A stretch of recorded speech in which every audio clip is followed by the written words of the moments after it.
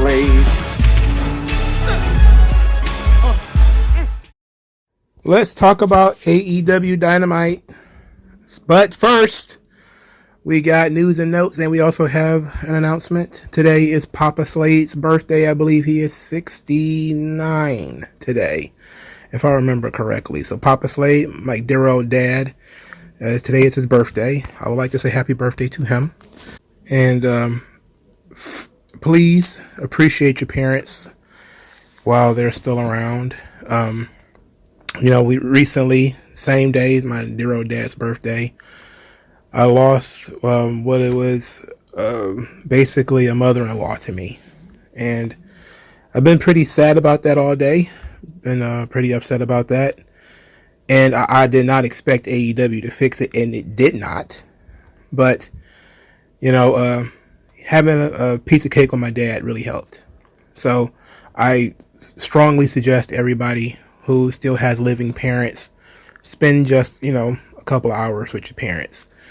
Because as we get older, they get older, and eventually they will be gone. So happy birthday to my dear old dad. All right, let's get into AEW, and I promise it will not be depressing. Our first and only note is that Tony Khan came out and lied to the people. Tony Khan lied to you today by saying that the AEW Grand Slam show was always going to be a TV special, despite the fact that he told people that it was going to be a pay-per-view. He lied. Tony Khan went on a podcast with Fisherman, who I believe works for TV Guide, or TV Insider, I'm sorry. He says, having this be a TV event was always the plan. That's something that the network wanted. It's something that the network brought to us recently as an opportunity to follow up NBA All-Star Saturday. We saw it as a huge opportunity. It was a great vote of confidence for our partners at Warner Bros. Discovery. It will be one of the biggest nights of the year on TNT. It's a great opportunity given the lead in. Let's talk about this for a second. For starters, it's a lie. It's a lie. It was announced as a pay-per-view event in a stadium, and both of those things were downgraded. He is lying. For starters, let's just look at the comment that was made. He said that they recently approached him with the opportunity to follow up on All-Star Saturday. What do you mean? You mean they told you to go spend all that money on a stadium just so you could follow the All-Star game on Saturday? No, they didn't tell you to do that. Come on. And you probably wouldn't have done it. Get real. You don't have to lie to the people, man. Just tell the truth. You downgraded the show. It's okay. Now, there's websites what is this? SES Scoops basically is saying that there were fans on Reddit that feel scammed by buying tickets to this event early, only for it to get downgraded. So it says, quote, on the subreddit r/circle, one user shared that they were feeling scammed by the changes to the show, given how much they already paid. And the fan said, quote, I feel totally ripped off and scammed. What went from a 4-hour event with finales to feuds and insane matches has just become a weekly TV taping. This is absolutely shameful. SES Scoop says their post led to several fans sharing their backlash to the event. One fan had hoped that the previously promised massive event would have won over their non-wrestling friends. So one of the fans says, quote, I convinced a bunch of non-wrestling friends to come with me and some to fly here from across the country until the recent announcement that the show has been downgraded to a TV taping from a 4-hour pay-per-view to a 2-hour collision. That is absolutely such a kick in the balls. Oh my goodness. SES Scoop says one fan who is set to attend the show revealed they wouldn't mind seeing their first time attending an AEW event canceled. There's some people who want this show canceled because he's been doing such a terrible job of promoting it. The fan says, quotes, honestly, if they canceled the show, I'd be so bummed out, but also would sort of be happy to get my $750 back. Obviously don't want that to happen, but it's been such a drag that if they did it, I've already been beat down enough where I'd not care that much. 750 of them fangs. $750 on a ticket. Oh my God. I'm not even gonna lie to you. I bought 2 tickets for SummerSlam. I didn't even spend half that. I probably spent a little over $500 for those tickets. Maybe. And I might even be shooting kind of high with $500. I might have did 3. $750. And that was, SummerSlam. I was in Ford Field. That joint was huge. $750 for AEW? Oh. Let's get back into this thing. It says, one fan said the experience had made them swear off attending any future AEW events if the company ever returns to Australia at all. The fan says, I hate traveling. Money's tight right now, but I figured at least I'd get to see AEW put on a huge show. I'd never go see an AEW show again. But honestly, I doubt they'll come back anyway after how this debacle went. Holy hell. And it's not over. This article is not over. One of the commenters was in a similar boat and similarly was through paying to attend AEW events after their debacle with Grand Slam Australia. Listen to what this fan said. I've spent $4,500 for tickets, hotel, and flights for the weekend. Only my wife and I are going. I honestly wouldn't go to another AEW show. The amount of money spent on this one show wouldn't even be worth it if it was a pay-per-view, let alone what we're being dished up. $4,500. $4,500 on flights and hotels. That's insane. I'm so sorry. I'm sorry. Look, this is unreal. Now, I know that a lot of Reddit is bullshit, and I'm hoping these guys are not serious, but I know some of them are. There's a lot of people who are hardcore AEW fans, and look, we used to see them. We used to see people who were willing to fly to Las Vegas for Double or Nothing from Florida, or fly in from Chicago or whatever. So I'm not surprised that a lot of people will be flying in from Australia if they thought the show was a big all-in scale show, which is what we all were led to believe that it was going to be. Before Tony Khan decided, TNT gave us this great opportunity to come on at 12 o'clock at night on a taped show. Continuing. The move of location, reportedly due to poor ticket sales, has added an extra cost for one commenter on the thread. The commenter says, quote, between tickets, flights, and accommodation, I spent over $1,000, and now I still have to pay for a 30-minute Uber because the Brisbane Entertainment Center is nowhere near Suncorp Stadium, and PT isn't running out to the entertainment center that weekend. So now he has to pay for an Uber. Which, he should have expected that. But I guess he didn't expect how much it was going to be. So that time difference probably kicked him right in the balls. Look, this is the shits. This is the shits. This is terrible. And it's not over. These people have so many complaints. Here's another one. While one would assume moving to a smaller venue would guarantee fans a better look at the action, one commenter said they've been moved to, quote, crap seats at the back of the venue. They added that AEW Grand Slam Australia has been a disappointment in every step of the way. So the commenter says, quote, they picked the worst location, did practically zero marketing for it, fucked over the fans with the relocation, and now cut the show into half of what it was supposed to be. Unless this event ends up making all this shit worthwhile, I will not bother attending an AEW event in the future. if this is how poorly they handle things. Oh yeah, by the way, you're not going to get any huge singles matches on these shows either. From my understanding, just my understanding from looking at the card so far, it's mostly tag matches. And that's just what we learned from watching this episode of Dynamite, is that Grand Slam show, you're going to see Moxley, you're going to get to see Edge, you're going to get to see Omega and Ospreay, but it's all going to be tag team matches. Okada's going to work a singles match, I guess.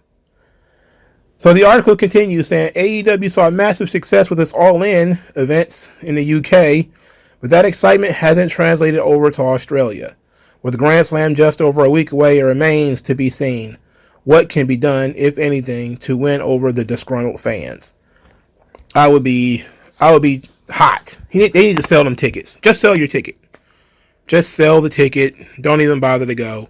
I mean, if you're absolutely a super fan of AEW, they may never come back. So, sure, you should probably go, I suppose. But I can tell you this. $750. The numbers that they're throwing around is it's absurd. And I know sometimes, in big markets like, Chicago or New York, that's the kind of stuff that they throw around, but those are absurd numbers. $4,500 in tickets, flights, and hotels is absolutely absurd. It's absurd. So once again, Tony Khan is claiming that this was a vote of confidence by Warner Brothers Discovery for them to tape a show in Australia. Tape the show, not to air the show live, not to simulcast the show on Max, not even to promote the show live on Max, which is what you would think they were going to do, is at the very least have the show live on Max. Apparently it's going to be taped. Now, they may change that. Hopefully they change that and it at least airs live. And, if you want to watch it on TV, it'll be taped. But then again, because I know when it comes to Max, you can stream multiple things at one time, right? So they could have this streaming and the All-Star Game or whatever, dunk contest or whatever it is they're going to be having at the same time. You can do both. I remember, when Peacock had the Olympics, there would be multiple events streaming at once. If Max wanted to, they could air Grand Slam live, stream it on Max. So those of us who wanted to watch wrestling and don't want to watch basketball, you could watch the wrestling show. And then if you wanted to watch it on TV, they can air it later on TV. But I haven't heard that that's what they're going to do. Okay? But, whoa, that's a steep one. That's a steep one, dog. That's tough. That's tough to swallow. All right. That's a tough one to swallow. That's a hard one to take in. All right. Let's get into this show. I promise to try to be interesting. I'm going to try very, very hard, despite being pretty sad about some things. All right. Let's focus. Focus up. Jay White, he's going to build relationships with Cope and Edge and FTR, and so he could fight the Death Riders. The Death Riders showed up, ended up being one big brawl, because everybody must brawl all the time on this show.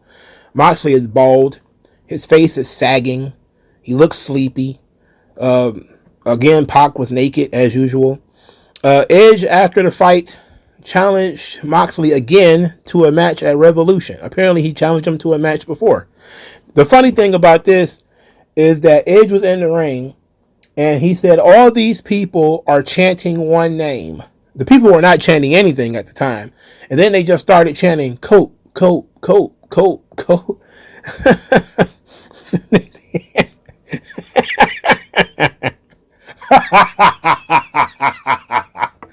Anyway, so he challenged him. Moxley said, you earn nothing, you get nothing. The answer is no. And that was it. That's the end of that. Jay White then got on the microphone and challenged Claudio and Moxley to a tag team match in Australia.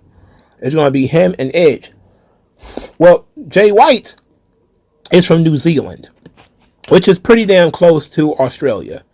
Why not just have Jay White wrestle Moxley for the title in Australia. Well, see, that's what you would probably do if this was a pay-per-view or if this was a show that mattered. Instead, you throw Jay White in a tag team. Look, everybody knows Jay White's not going to win, but you could have just did that match because they're feuding anyway, and he's going to fight Moxley anyway. So it might as well be for the title. Right? Whatever. It doesn't matter.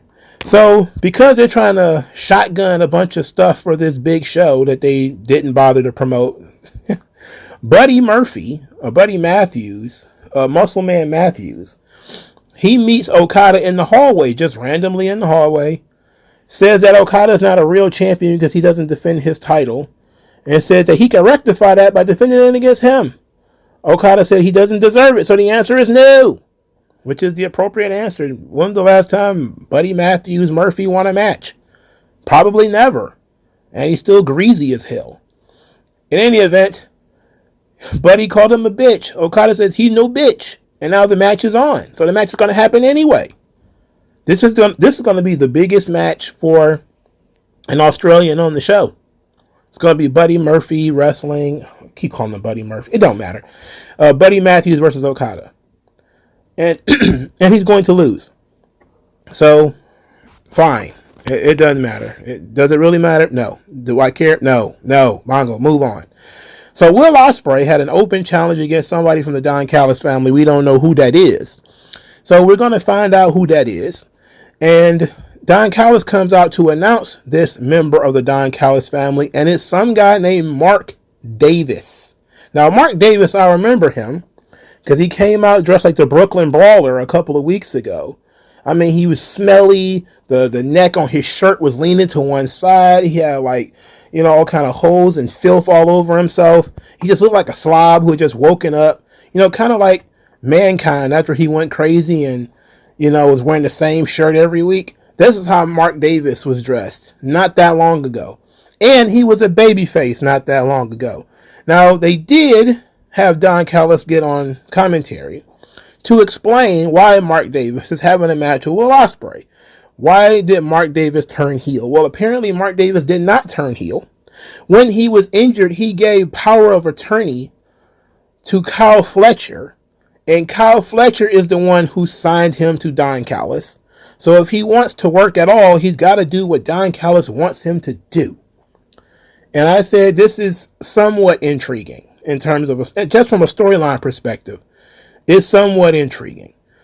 I don't understand why you would have an injury that wasn't like, you being in a fucking coma, that you would give somebody power of attorney over you. I mean, power of attorney is literally for somebody who cannot function. I deal with people who have, they give people power of attorney because they have severe bipolar disorder, really, really severe schizophrenia, where they may go into bouts of either being nonverbal or, something like that. I'm talking about for long periods of time. That's when you will give somebody power of attorney so they can make medical decisions, legal decisions, etc. for you.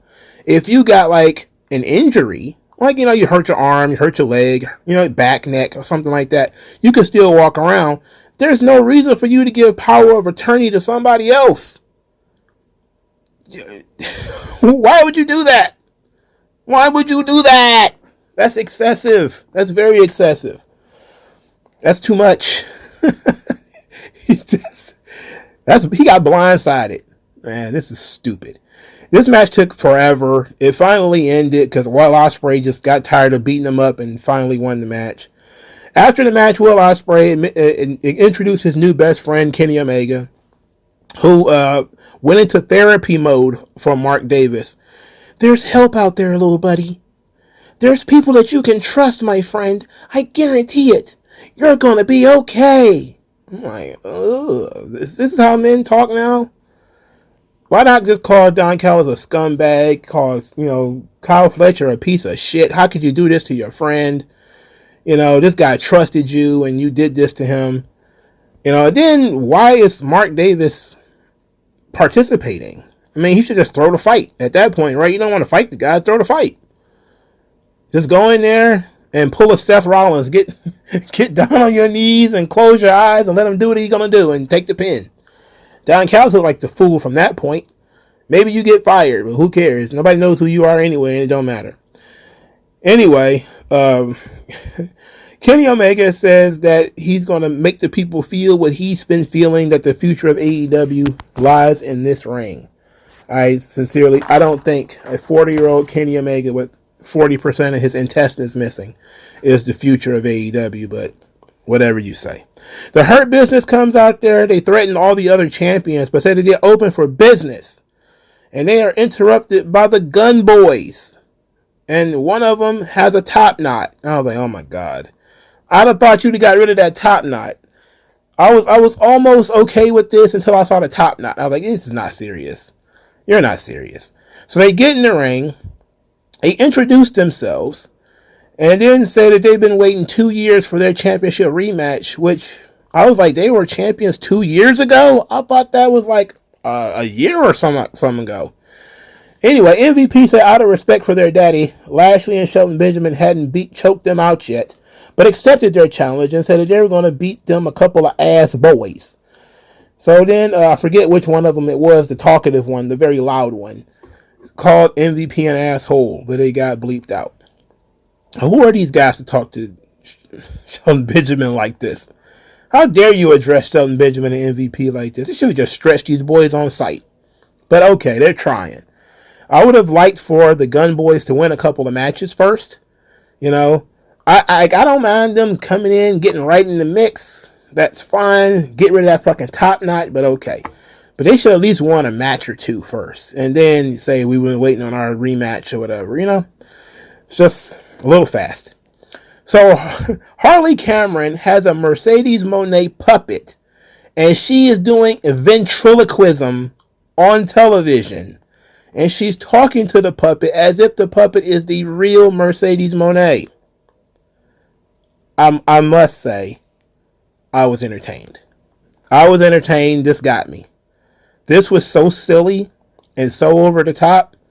It was great. All right. This was great. So the real Mercedes catches Harley doing what she's doing. And she's upset. Now, Harley apparently has won a match. I think it was against Taya Valkyrie, which... Oh, Taya, you lost all that weight. For what? Exactly. You might as well just been Fat Frankie and just took the money and ran. But you worked out. You got in shape. She's like 40-something years old, so kudos to Taya for getting in shape. But my God, taking losses to Harley Cameron. You had to be the first one to take the bullet, huh? Jesus. Anyway, Mercedes mocked Harley for winning her first match. She talked on and on about herself. Meanwhile, Harley is moving the puppet's mouth as Mercedes is talking. So then Mercedes snatches the puppet and walks off with it. And still refuses to give her a championship match. She's still a loser. And so when she turns her back, Harley Cameron gives her the finger. You know what? Okay, this is good. Harley Cameron has so much personality. This is working out. The puppet Mercedes. You got me. Now, it is very similar to what they're doing with Mariah May and Toni Storm. It's kind of similar. But I like this. This is funny. You know, and to be quite honest, that puppet might be more over than Sasha is as herself. That puppet is something else. And it's got purple hair. It's very funny. That puppet has a lot more personality than Sasha usually does. Oh yeah, did you see that clip, by the by, of her eating potato chips, rolling her eyes at people who still call her Sasha? And every week is something with this girl.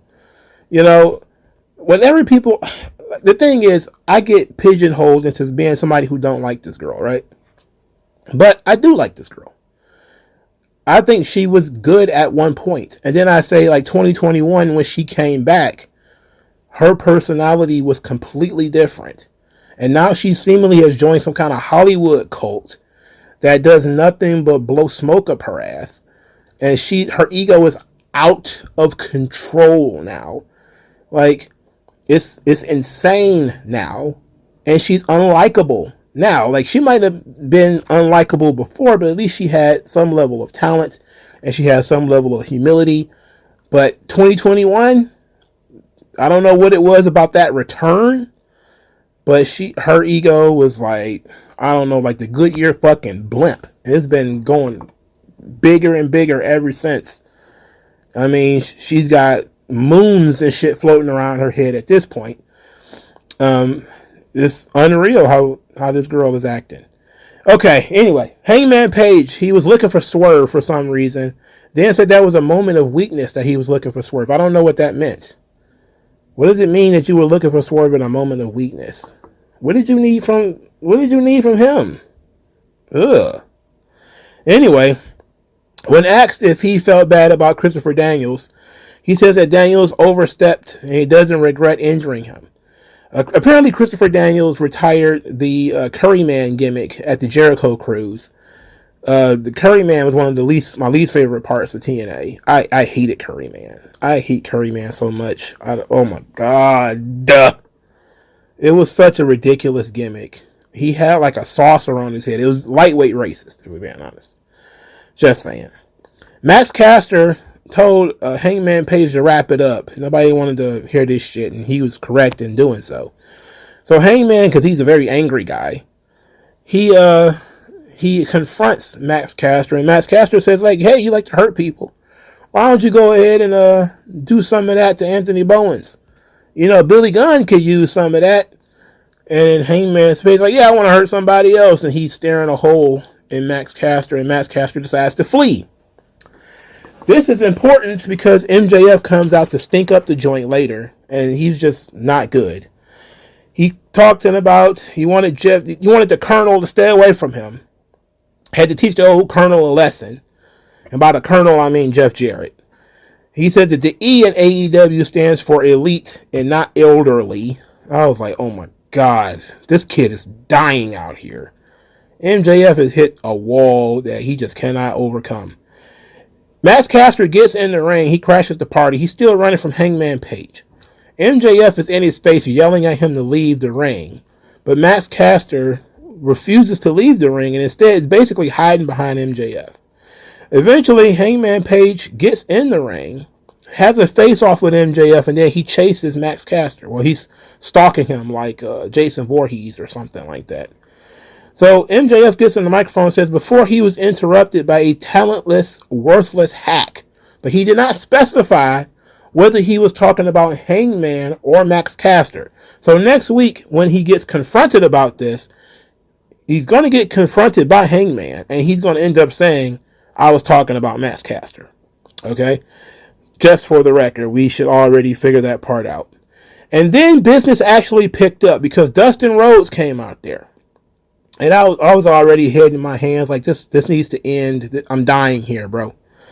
Dustin Rhodes says that he wants MJF to stop talking about people's wives, stop talking about people's dead friends, stop talking about people's past issues, their drugs and alcohol problems.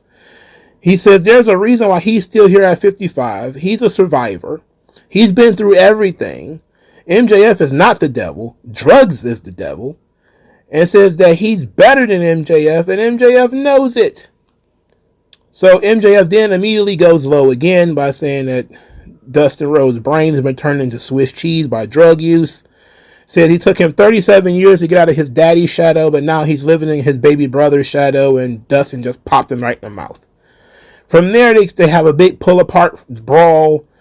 They pull apart. Then MJF escapes and kicks Dustin Rhodes in the nuts. Dustin Rhodes comes back later, said he lives for blood, sweat, and tears. There is a reason why he's still here. And he's going to beat MJF's ass next Tuesday. And I'm like, oh, Dynamite is on Tuesday. Is it? What day is it going to be on? Because everybody else says it's going to be on Wednesday. In any event, this is better than Colonel Jarrett versus MJF. Because Dustin Rhodes had come out there with a lot of fire. He basically tried to put MJF in his place. But MJF is MJF and is going to do and say the things that MJF is going to do and say. So then there's that. Okay. But Dustin, I was not expecting him to come out there with such vigor.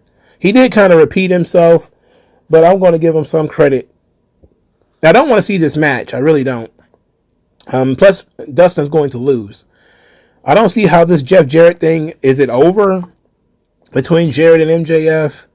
The Colonel didn't show up this week, so maybe next week they're going to rekindle that. But I am perfectly happy with Dustin. He seems to fit better for this storyline, I guess.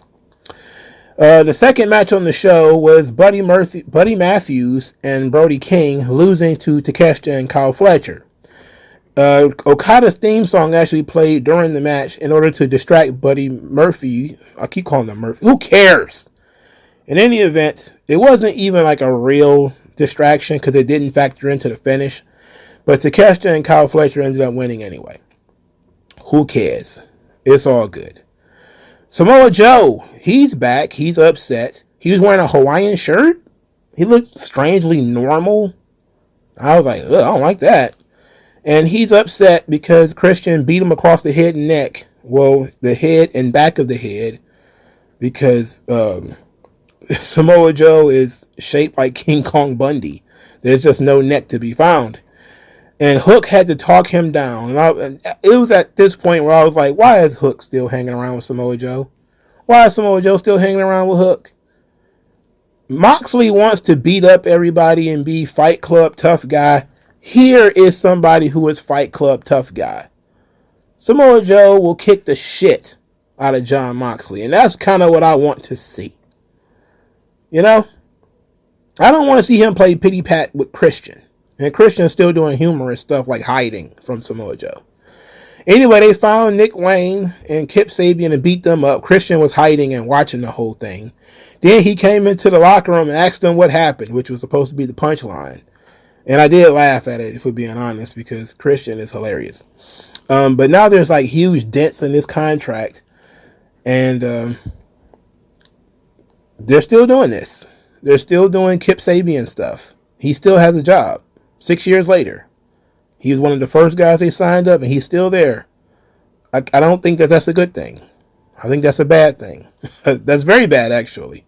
The guy spent 2 years with a bag on his head. You should have just fired him then. When somebody approaches you with the gimmick of an endless sitting in the crowd with a bag on your head, it's like, bro, what am I paying you for? You know, I'm paying you to be an idiot. And unless you're like married to my sister, or like you have like my daughter kidnapped or something like that, I'm firing your fucking ass. This guy is one of the most useless sons of bitches on your entire roster. He's not worth a box of toilet paper. Get Kip Sabian's ass out of here. There's just nothing salvageable about Kip Sabian. All right? There's nothing salvageable. He's not funny. He's not entertaining. He's not intense. He's not passionate. He's not cool. He's not tall. He's not tanned. He's nothing. Nothing. There is nothing that will be lost if you got rid of Kip Sabian. He is as useful as Confederate money. Moving on, by God. Chris Jericho started a fight with Bandito and the Hobbs and the Outrunners and all them. He put a new bounty on Bandito for $200,000. He wants Brian Keith to beat him up. Why is Jericho doing this? Why is Jericho doing this stuff, man? Please, just go away. Hobbs came out with the Outrunners and they got into a big brawl with these guys. This was not fun, not funny, not cool. It was nothing. Absolutely nothing. Just nothing. Then we get to the meat of the matter. Toni Storm versus Queen Aminata. All right. So Mariah May comes ringside to watch this match. She's going to watch this contest. Queen Aminata has her entrance, and then Justin Roberts, or whomever, I forget who it was probably Justin Roberts, introduces that Toni Storm will be playing the part of Mariah May for this match. And Toni Storm comes out doing an absolutely perfect Mariah May clone. And it helps that they look very similar. Right? It helps. But my goodness, are they differently proportioned? Mariah May is on commentary. She talks about how Toni Storm is missing two important things. Basically saying that, Toni is flat-chested and that the top of the gear is sagging because she can't hold it up. And I'm thinking, okay, maybe. But your gear is going to have stretch marks across the thighs and ass. All right? You're not going to be able to wear that gear anymore. That gear is going to be stretched the fuck out. Okay? Because Toni Storm's thighs and ass got everything beat. So maybe she can't feel the top part, but she got the bottom part overflowing. All right? But she looked so much like Mariah May, and her mannerisms was so much like Mariah May. She tried to wrestle the match a little bit like Mariah May, even won the match with Mariah May's finish. So I really like this because Mariah May is on commentary saying basically when I was mocking Toni Storm, I was selling Toni Storm merchandise. Like Toni Storm sold t-shirts because of me. I'm not going to sell any t-shirts because of Toni. She's dropping the value of my brand. I thought this was really good. This was good. So we got a couple of things that was better on this show than previous AEW Dynamites. Harley Cameron with a puppet mocking Mercedes Moné, and Toni Storm being a living puppet mocking Mariah May. And doing an absolutely excellent job of it too. So Mariah May is frustrated about Toni Storm and all of this bullshit that she's doing. So she looks like she's going to storm the ring. She gets up on the apron and Toni Storm basically opens her arms so that Mariah May can come straight to her. And Mariah May, she thinks the better of it. And she decides she's going to leave. Look, this Toni Storm is legit. She's really good.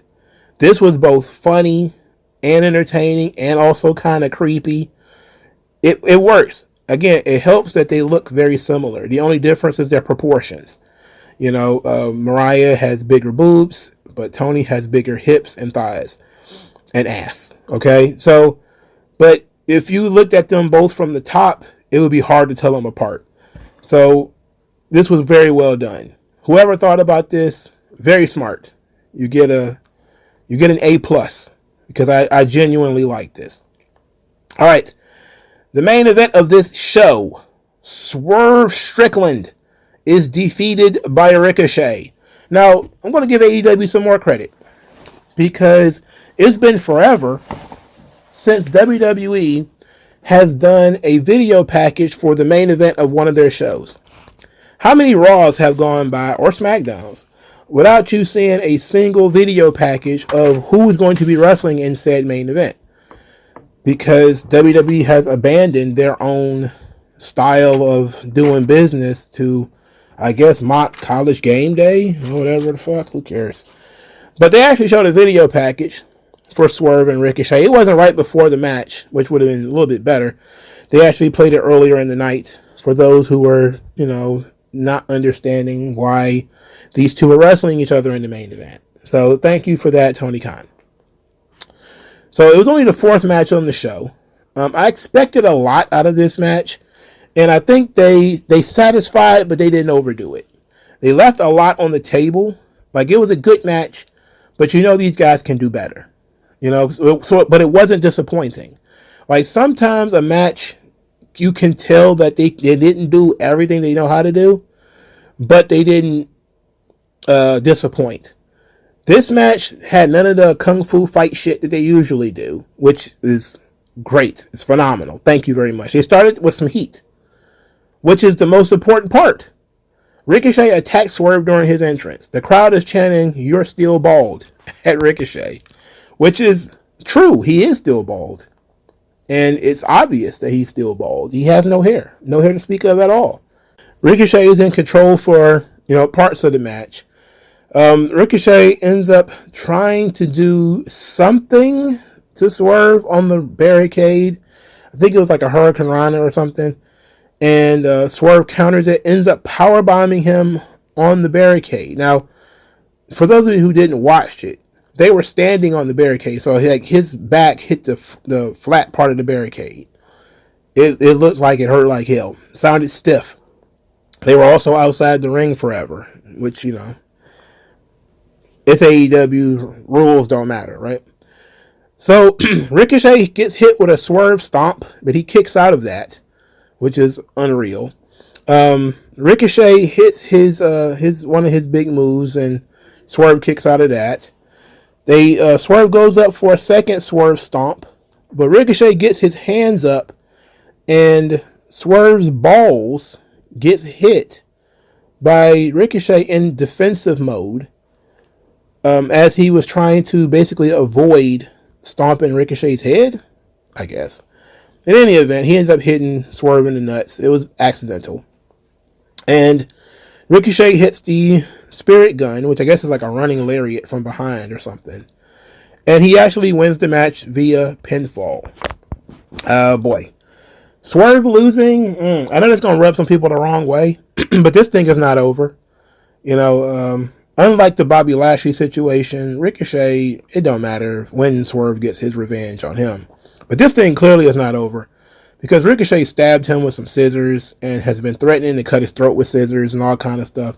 Winning a match by pinfall is probably not going to be the end of this feud. After the match, Nana got his robe taken. Ricochet took Prince Nana's robe and put it on. So there's that. And that was the end of the show. Okie dokie. So I'll say this. This episode of Dynamite was not good, but it was not nearly as bad as a couple of weeks ago, a couple of weeks past, where these Dynamites were absolutely dreadful and there was nothing worth talking about. At least the main event was quite solid. The Toni Storm angle was quite solid, her dressing like Mariah May. The match with Queen Aminata, I didn't think too much of it. I think the match was too long. I think that's part of a real problem with AEW, is that instead of getting in there and getting out, these matches are going on for far too long. Obviously, the Will Ospreay, but call him Miles Davis, I don't want to disrespect the legend, Mark Davis match went on for too damn long. You know, so both of those matches could have been shaved in half, and you could have done other things with other people and focused on other stars. But still, the top main event thing is not clicking. It sucks. It's still bad. They're still just brawling with each other. At least this week, they fled. The Death Riders did. They got the hell out of there. They got chased off. So that's a positive, I guess. But it's not like a big positive. It's not like, you know, progress is being made. It's not like, you know, the business is changing at all. So I personally will give it a plus 3 points for the three things that I did like. I did like the main event. I did like the Mercedes Moné segment. And I did like Toni Storm and Mariah May. But everything else on this show, and poor MJF, oh my lord. We're going to have a real conversation about what's going on with MJF, because it ain't good. As a matter of fact, I just saw a clip of Britt Baker. Oh my goodness. I don't know if it's recent. I shouldn't say it's recent or not, but I'm going to talk about it anyway. She was sitting down during an interview, and she discussed that during the feud with Cody Rhodes, MJF was actually upset that Cody Rhodes went and got that Transformer tattooed on his neck, which is crazy because I didn't remember when Cody got it. I thought he had it the entire time he's been in AEW, but apparently he went and got it right before his big match with MJF. And MJF was offended, thinking that the neck tattoo was going to take away from his moment. And you know what? It's still a big talking point, that huge tattoo on the neck.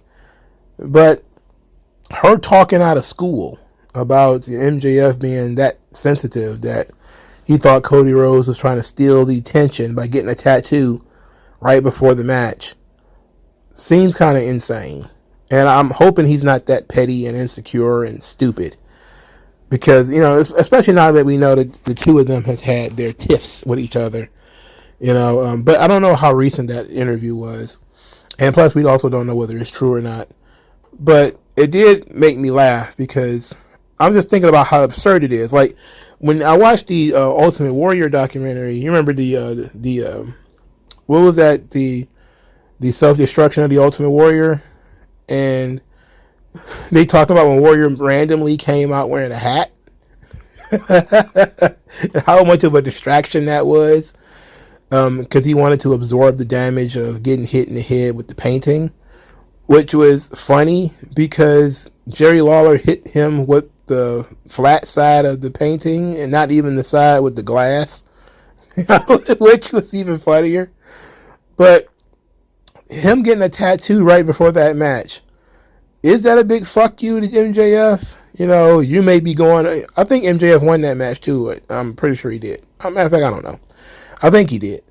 But fuck you, you're going over, but look at this huge tattoo on my neck.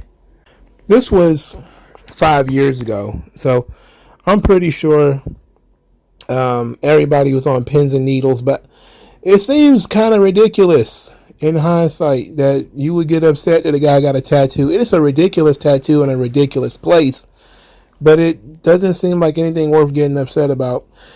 I bring all that up because you look at MJF now, and you say that this guy something has got to change. I think I've been saying this for the past couple of weeks, but something's got to change with MJF.